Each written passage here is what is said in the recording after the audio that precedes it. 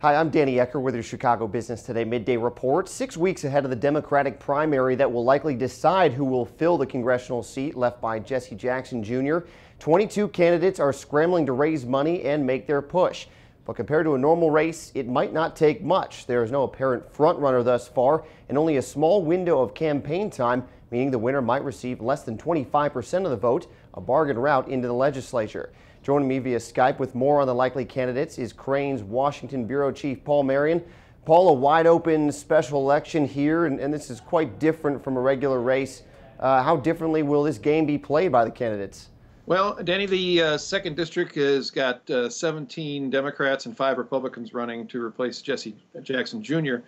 And with such a short time frame, there's less time to do the things that you normally do in a campaign, like getting your message out and advertising on TV and stuff like that. Yeah, so among those running, is there anyone that has some name recognition? Are there a few names out there that stand out? Well, among the 17, you've probably got about 5 or 6 candidates who are somewhat well known.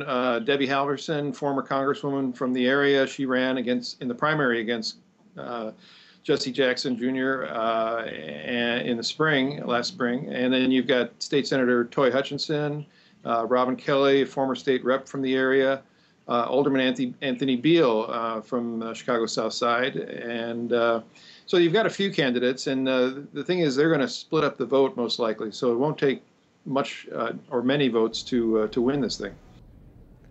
Right. So, is there any popular strategy here that candidates could use to pick up votes? I mean, as far as where they'll spend their money, and also, is there any precedent for how many people will actually turn out to vote in a special election like this one? Well, it's expected to be extremely low turnout.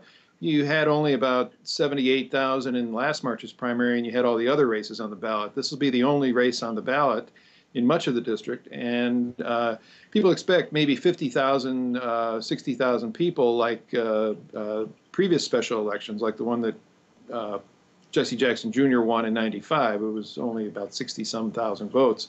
So that means you could win this thing with 12,000 votes or maybe less. All right, Democratic primary, February 26th, April 9th, general election. Paul, thanks for the time. Okay, Dan.